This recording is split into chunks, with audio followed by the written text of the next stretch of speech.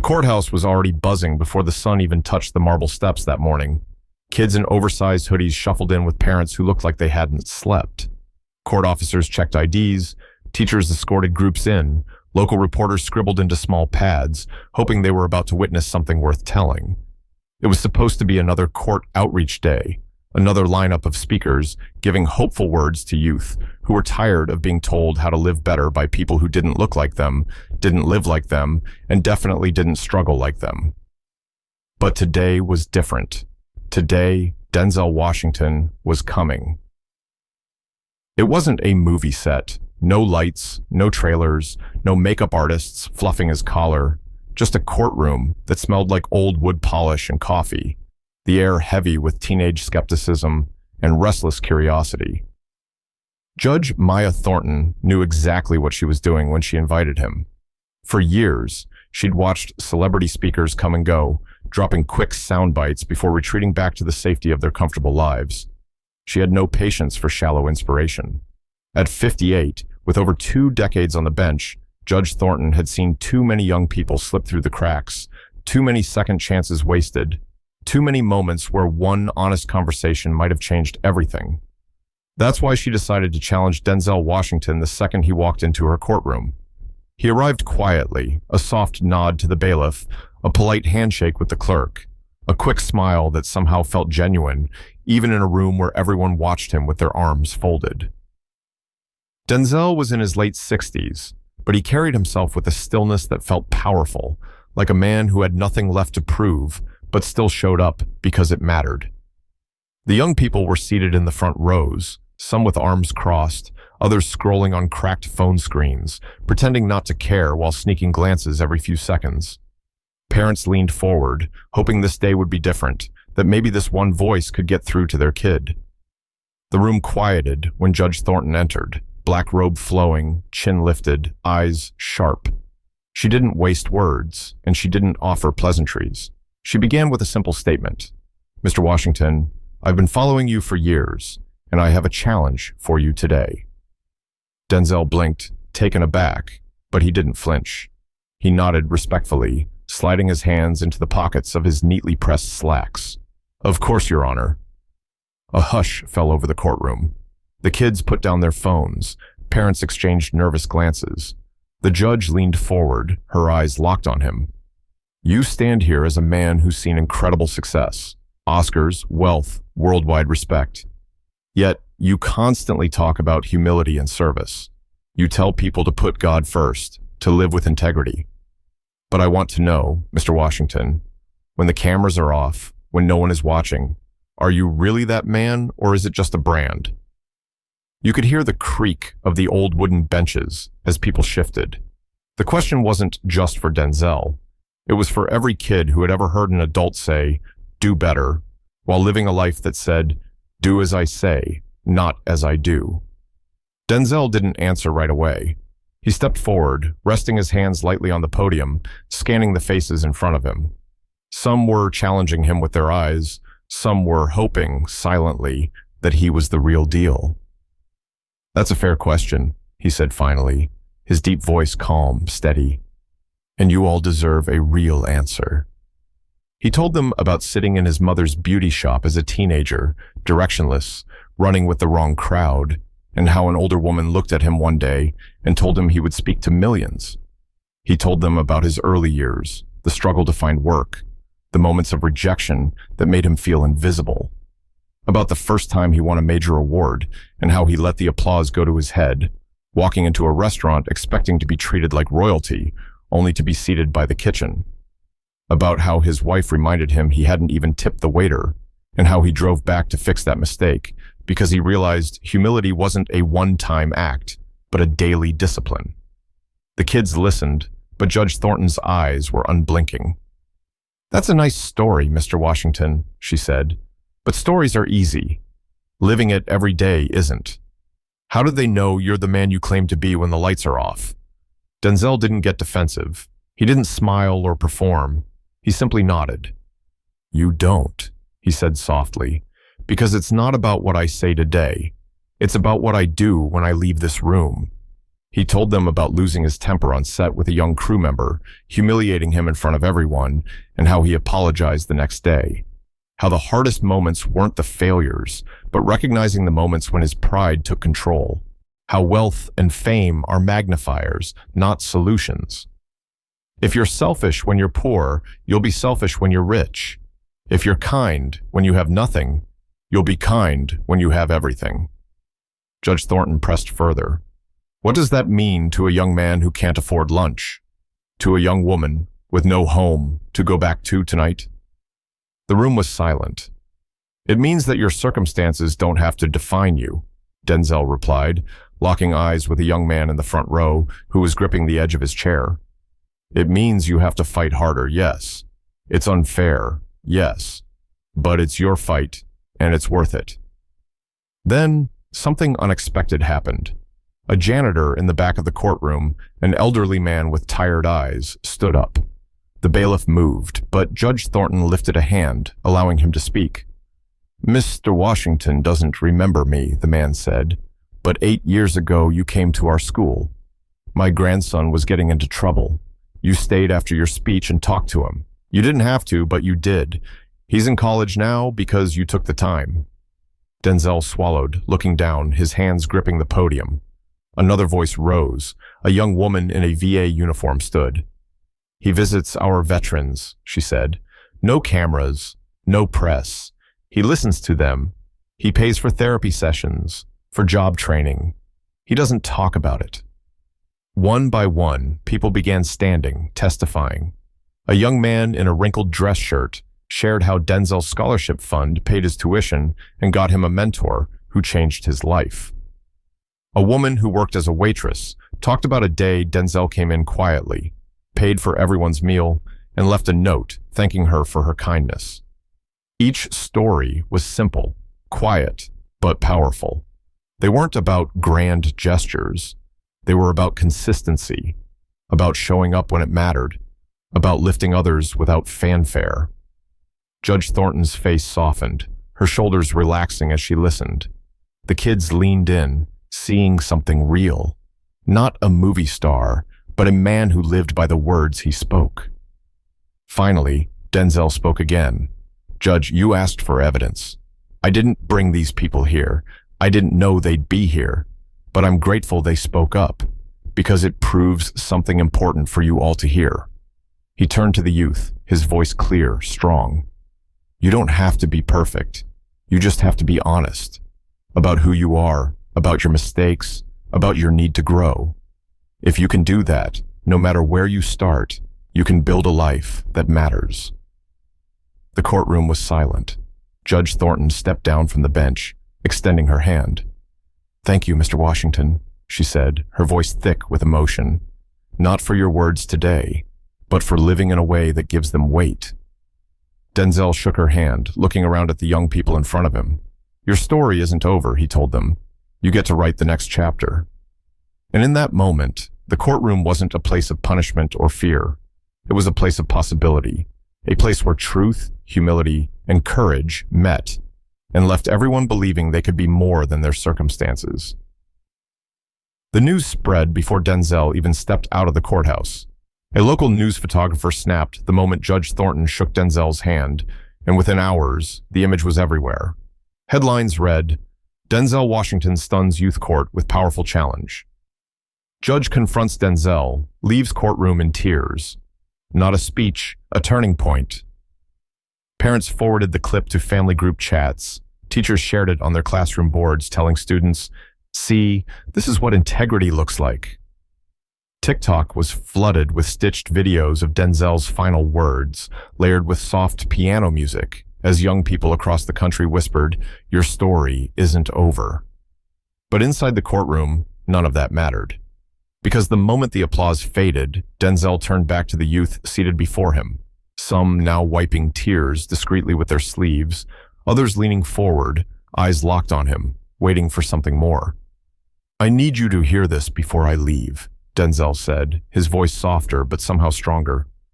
You think your mistakes define you. You think where you come from is the end of your story. But that's not true. It's never true. He paused, letting the weight of his words settle over the group. When I was your age, I thought I was done. I thought I'd ruined my life before it even started. I messed up. I disappointed people. I made choices out of anger and fear, thinking it made me strong. But I was wrong. Real strength is choosing to get up, even when you don't know if you can. He stepped closer, lowering himself to eye level with a boy in the front row, maybe 16, with a bandage on his hand and a look of defiance mixed with fear. You, young man, what's your name? The boy hesitated, glancing around before mumbling, Tyrone. Denzel smiled. Tyrone, you ever think you're too far gone to change?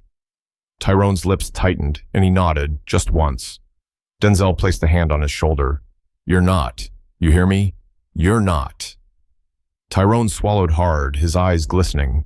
In that moment, the courtroom wasn't a courtroom. It was a safe place, if only for a breath, where the future felt possible.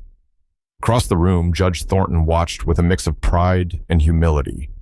This wasn't what she had expected when she challenged Denzel. She had hoped to expose him if he was shallow, to call out hypocrisy if it existed. Instead, she had witnessed a living example of what mentorship, accountability, and consistency could look like. Mr. Washington, she called softly, before you leave, would you take a few questions? Denzel nodded. Of course. A young woman with tightly braided hair raised her hand, her voice shaking. How do you stay strong when you feel alone? Denzel thought for a moment. You find something bigger than yourself to stand for. It could be faith, your family, your future, your community. You find something that matters enough to keep you moving forward, even on the days you feel like you can't. Another teen raised his hand, tattoos peeking from under his hoodie sleeve. How do you deal with anger, man? I can't control it sometimes. Denzel took a deep breath. Anger is real. It's a reaction to pain, to injustice, to fear. You can't ignore it, but you can learn to understand it, to channel it. Every time you feel that fire, you have two choices. You can let it destroy you, or you can use it to build something better. The choice is yours, every single day. A hush settled again, the youth processing every word. These were not lecture words. These were survivor words, real words.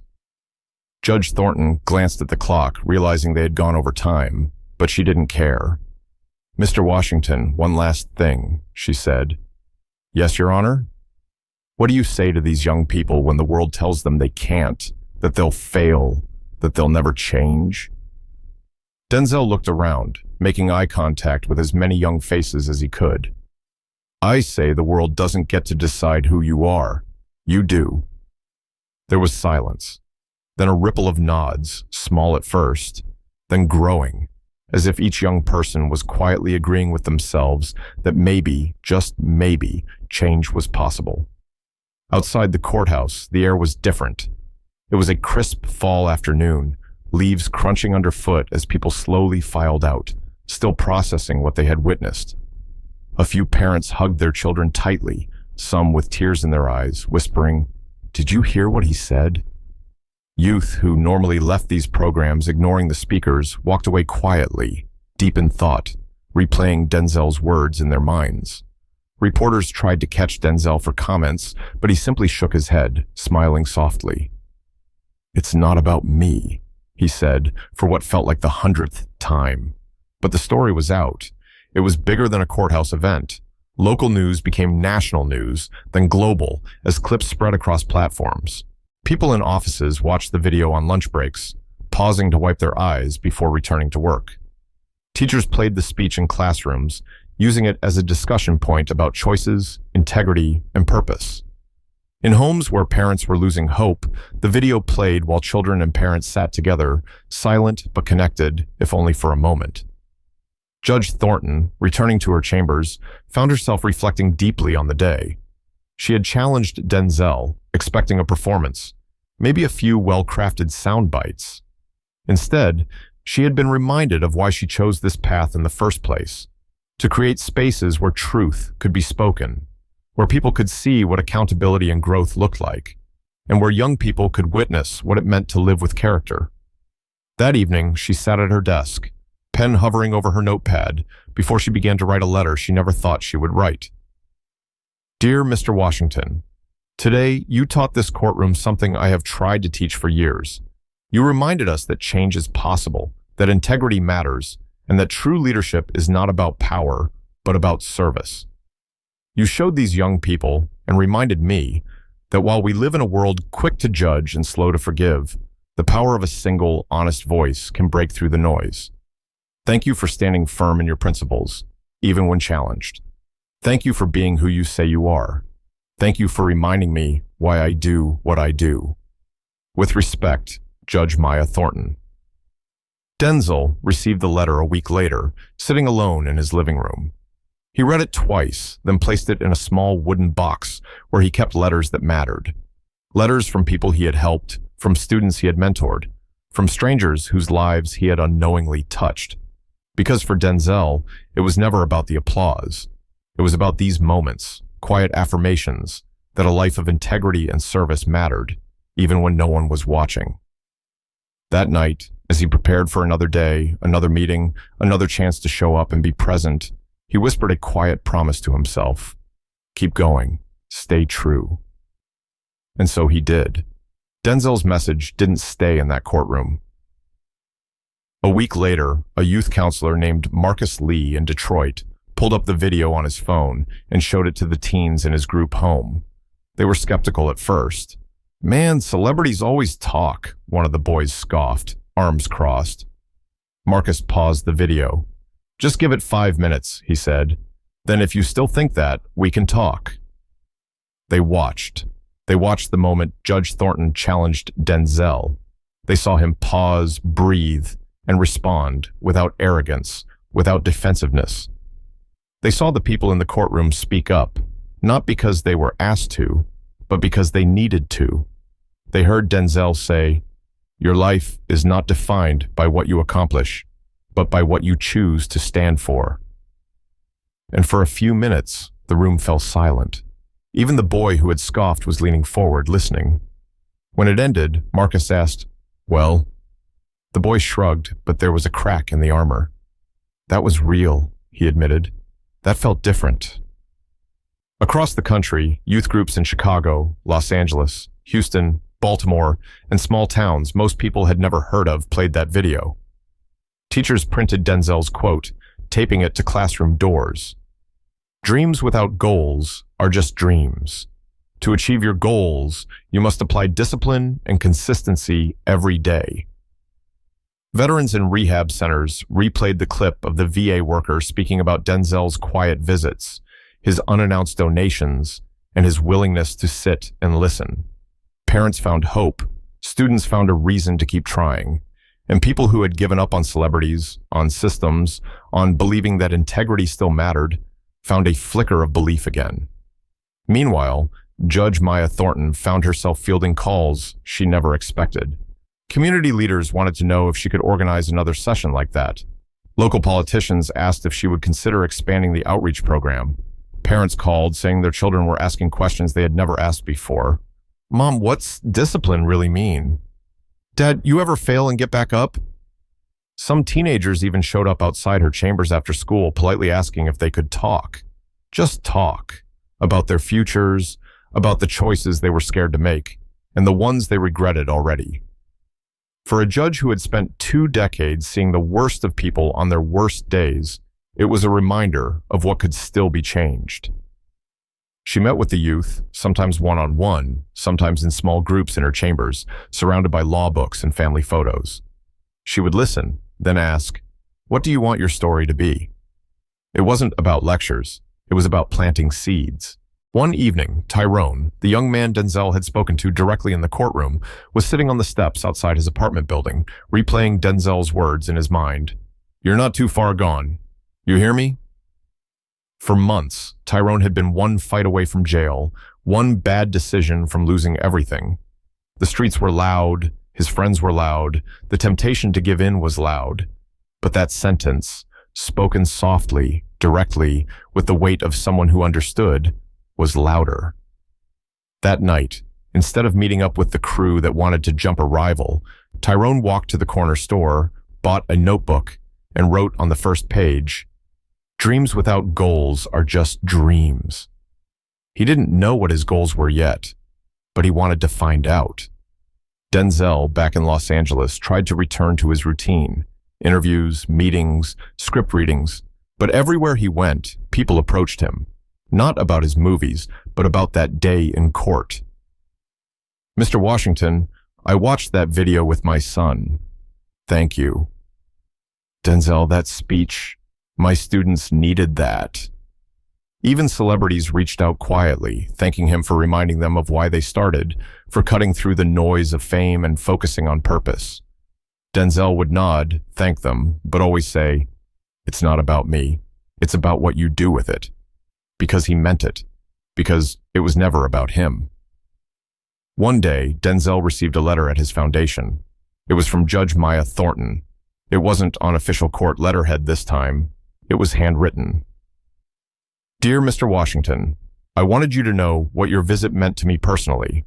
As a judge, it's easy to become hardened, to see people as case numbers and dockets instead of human beings. You reminded me of why I started this work in the first place. You reminded me that accountability and compassion can coexist, that discipline does not mean the absence of empathy. Since your visit, I've had conversations with young people who tell me they believe change is possible, not because I told them so, but because they saw someone they admire admit his struggles and still stand firm in his principles. Thank you for being honest. Thank you for being human. Thank you for reminding me that hope still has a place in this courtroom." Respectfully, Maya Thornton Denzel read the letter twice before folding it and placing it in the small wooden box where he kept reminders of why he did what he did. Months later, a community center in New Orleans hosted a screening of the courtroom video, followed by a discussion. Dozens of teens, parents, and local leaders filled the small room. They watched the moment Judge Thornton challenged Denzel, the testimonies that followed, and Denzel's words about dreams, goals, discipline, and service.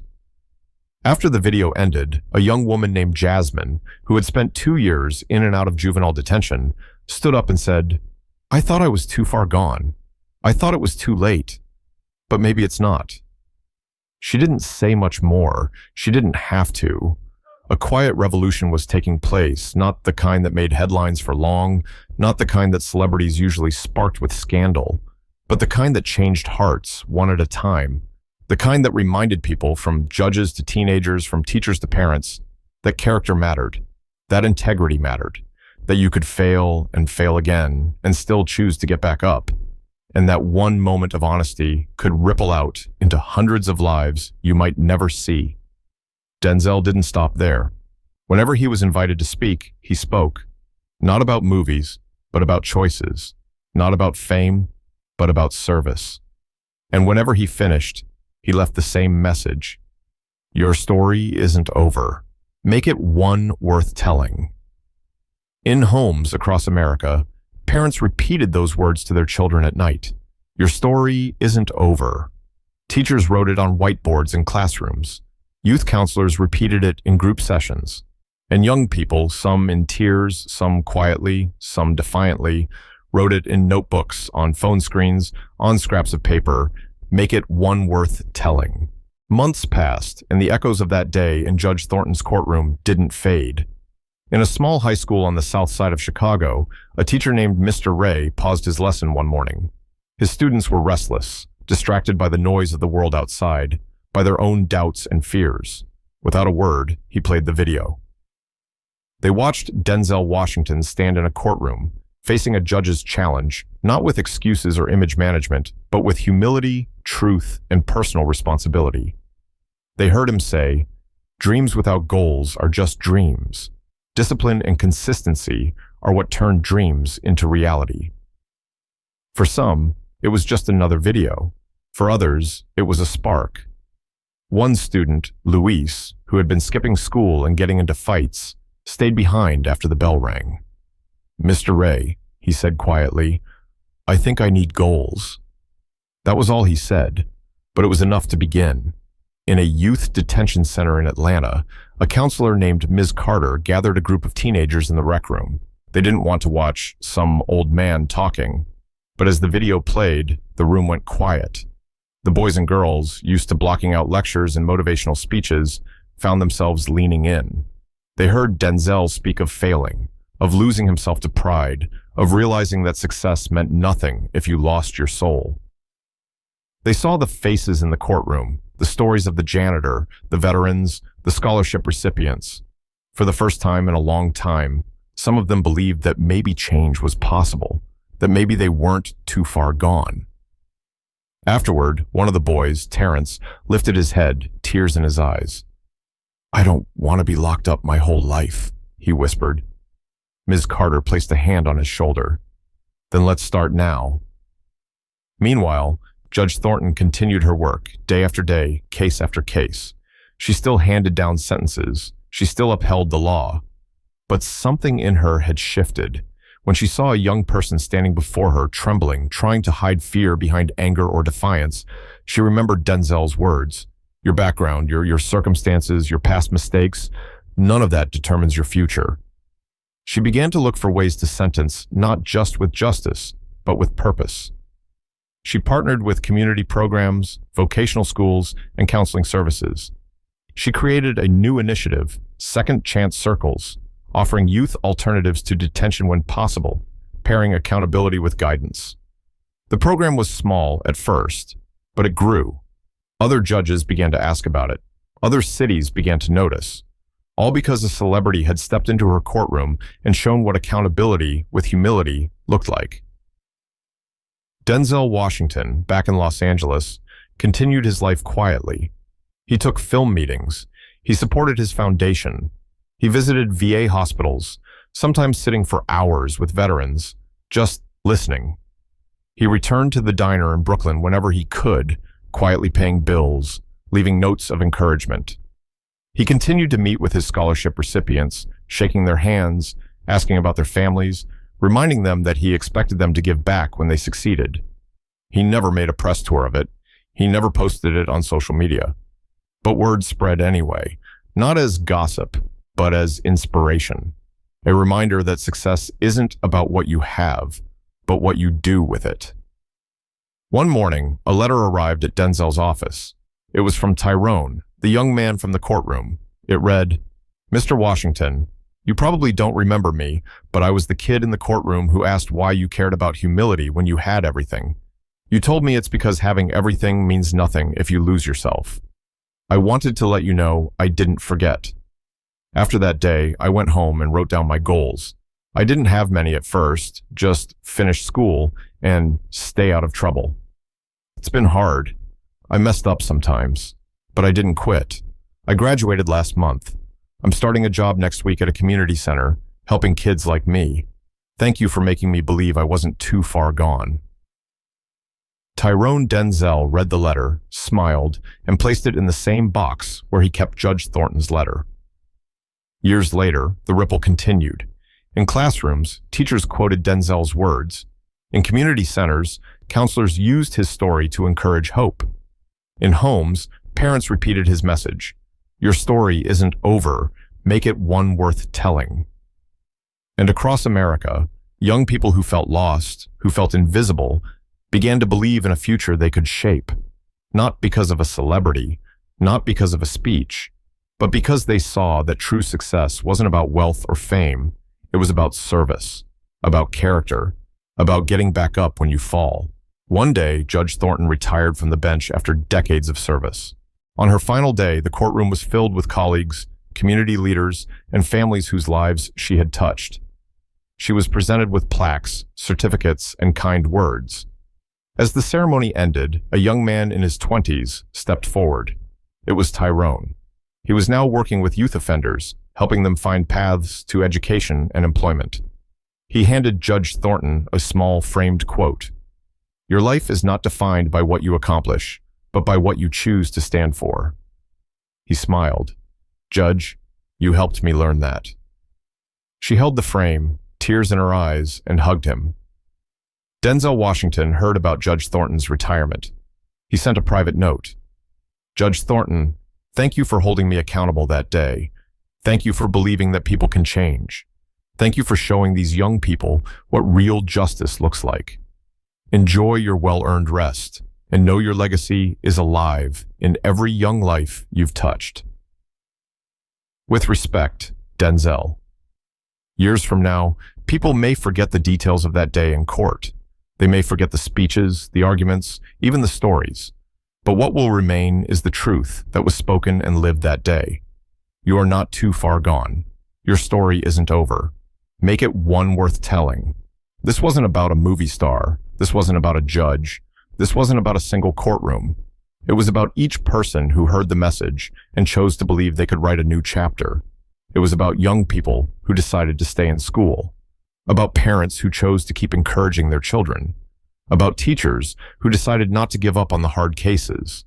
About people who chose to forgive themselves, to get back up, and to keep going. It was about you, wherever you are, reading these words. Your story isn't over. You get to write the next page. Make it one worth telling. If this story moved you, take a moment to like this video and subscribe. It's not about chasing views. It's about spreading messages of hope, integrity, and purpose in a world that desperately needs them. Your support helps us continue sharing stories that remind us all of what truly matters. Hit the notification bell so you never miss these stories of hope. And if you're ready, share in the comments below. What will you choose to stand for in your story?